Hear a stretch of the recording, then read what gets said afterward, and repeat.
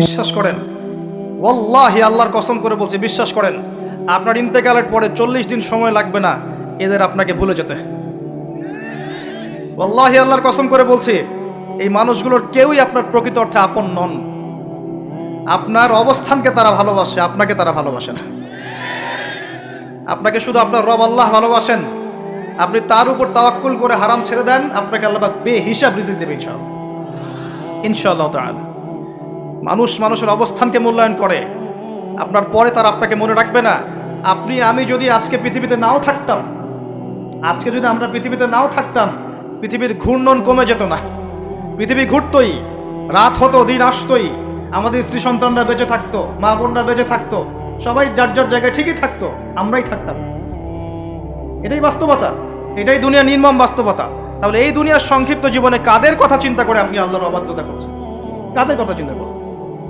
স্ত্রী সন্তান পরিবার পরিজন ছেড়ে দেন, আল্লাহর ওয়াস্তে হারাম ছেড়ে দেন, হালালে চলে আসেন। আমরা ইসলাম নিয়ে অনেক বড় বড় কথা বলি, কিন্তু সবচেয়ে বড় কথাটা হচ্ছে এই আয়াতটা যেটা আমি তেলাওয়াত করতে যাচ্ছি। ইয়া আইয়ুহাল্লাযীনা আমানু, হে মুমিনগণ, আলাইকুম আনফুসাকুম, তোমরা নিজেরা আগে নিজেদের নফসটাকে ঠিক করো। নিজেরা ভালো হও, পরের দিকে আঙ্গুল পরে উঠাও। নিজেরা ঠিক হও, নিজে আগে জ্ঞান অর্জন করি, নিজে আগে আমল করি, নিজে আগে হালাল খাই, নিজে পরিবার ঠিক করি, নিজে আমি দিন ইসলামের জন্য ক্ষুদ্র পরিসরে কিছু করার চেষ্টা করি, অন্যের ভুলের দিকে আঙ্গুল পরে উঠাই। দেখবেন ইনশাআল্লাহ প্রত্যেকে যদি নিজের ফিকির করি, আস্তে আস্তে সমাজ ঠিক হয়ে যাবে ইনশাআল্লাহ। নিজে ঠিক না হলে কিচ্ছু ঠিক হবে না। আর নিজে ঠিক না হয়ে মানুষকে ঠিক করতে যাওয়া ঠিক নয়। একটা বাতি যখন জ্বলবে, একটা বাতি থেকে আরো অনেক বাতি জ্বলবে ইনশাআল্লাহ। আল্লাহ পাক আমাদের সবাইকে হালাল রিজিক অন্বেষণ করার তৌফিক এনায়েত করুন, আমিন। যাদের হালাল রিজিকের সমস্যা আছে, আল্লাহ পাক যেন বেহিসাব রিজিকের ব্যবস্থা করে দেন, আমিন। আপনার আমার সম্পদ সুদের মধ্য দিয়ে লুটে নেওয়া হয়েছে, সম্পদ পেপার মানির মধ্য দিয়েও সাক করা হয়েছে। পৃথিবীর একটা অংশ দিন দিন ধনী হয়েছে, আর একটা অংশ ডে বাই ডে প্রপার্টি ডিস্ট্রিবিউশনের মতো চলে গেছে। এগুলো বুঝতে আরো সময় লাগবে, আরো দিন যেতে দেন, 5 বছর 10 বছর যাক, আপনারা নিজেরাই বুঝতে পারবেন ইনশাআল্লাহ। বিষয়টা হচ্ছে যে এগুলো ভবিষ্যৎবাণী নয়, এগুলো বর্তমান। যখন মানুষ বাহ্যিক এবং অভ্যন্তরীণ জ্ঞান রাখবে না, তার কাছে বর্তমানের ঘটনাকে ভবিষ্যৎ মনে হবে। বর্তমান সম্পর্কে মানুষ যখন ওয়াকেফাল থাকবে না, গাফেল থাকবে যে বিশ্বে কি হচ্ছে, কি চলছে, জিওপলিটিক্সে কি চলছে, মিলিটারি সেকশনে কি চলছে, ইকোনমিক্সে কি চলছে, এই ফিতনাগুলোর মধ্যে, তখন মানুষের কাছে মনে হবে এগুলো হয়তো ভবিষ্যৎবাণী। আসলে এগুলো ভবিষ্যৎবাণী নয়, এগুলো সবই বর্তমান।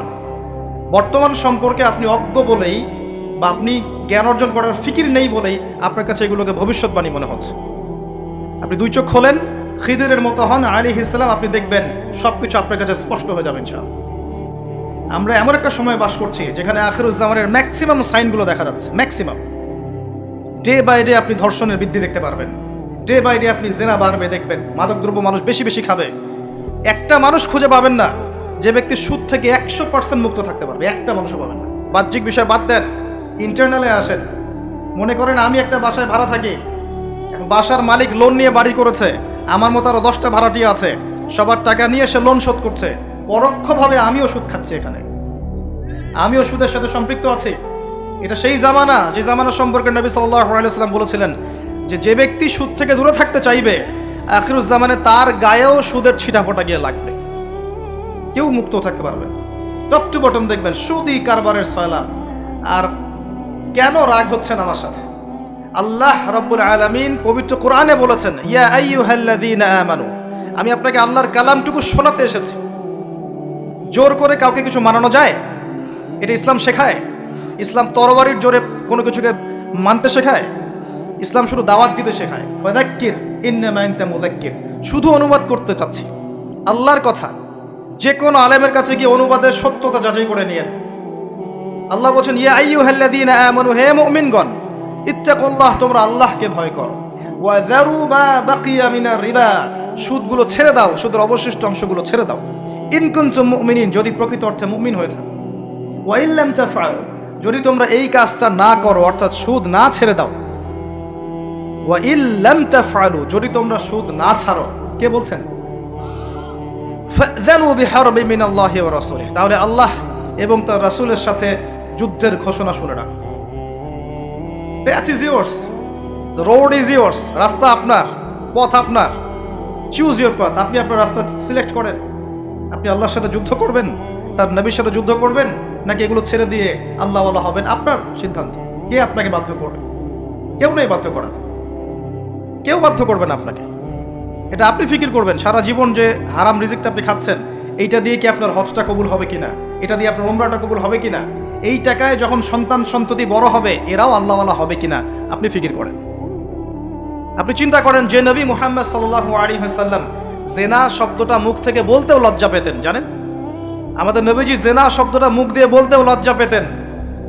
একজন সাহাবী এসেছেন, এসে বলেছেন যে আমি অন্যায় করেছি ইয়া রাসূলুল্লাহ, আমি অন্যায় করেছি ইয়া রাসূলুল্লাহ, আমাকে পবিত্র করুন, দুনিয়াতে আমাকে শাস্তি দিয়ে দিন, পরকালে আমাকে কোনো শাস্তি দিয়েন না। নবীজি মুখ ফিরিয়ে নেন, একবার ডানে একবার বামে মুখ ফিরিয়ে নেন, তার কথা যেন তিনি শুনছেন না। বলছেন বাসায় যাও, বাসায় গিয়ে ক্ষমা চাও, আল্লাহ মাফ করে দিবেন। কিন্তু সেই ব্যক্তি নাছরবান্দা, না আমাকে পবিত্র করেন, আমি অন্যায় করেছি, হুদুদ কায়েম করেন। তখন নবীজি বাধ্য হয়ে বলছেন আবিকা মাজনুন, তুমি কি পাগল? তখন সেই ব্যক্তি বলছেন না ইয়া রাসূলুল্লাহ, আমি পাগল নই, আমি অন্যায় করেছি, আমাকে পবিত্র করেন। কি তাড়না, যাতে আল্লাহর কাছে তাকে পরকালে শাস্তি পেতে না হয়, দুনিয়াতে শাস্তি দিয়ে দেন। কি তাড়না! এরকম মানুষ আছে এখন? চিন্তা করে। তখন নবীজি বলছেন, এই কথাটা শোনে, নবী সাল্লাল্লাহু আলাইহি ওয়াসাল্লাম বলছেন তুমি কি করেছো, তুমি কি এমন কাজ করেছো, লিসেন, তুমি কি এমন কাজ করেছো, সুরমা দানি থেকে সুরমা বের করার সময় আমরা যেভাবে বের করি, তুমি কি এমন কিছু করেছো? আমি কি বুঝাতে পারছি? এখানে সবাই অ্যাডাল্ট, ব্যাখ্যা করার প্রয়োজন আছে? সুরমা দানি থেকে সুরমা বের করার জন্য আমরা যা করি, তুমি কি তেমন কিছু করেছো? খেয়াল করে দেখেন, প্রিয় নবী সাল্লাল্লাহু আলাইহি ওয়াসাল্লাম মুখে জিনা শব্দটা বলছেনও না, বলতেও চাচ্ছেন না। তিনি এত উচ্চ মানের ভদ্র মানুষ, সুবহানাল্লাহ সাল্লাল্লাহু আলাইহি ওয়াসাল্লাম।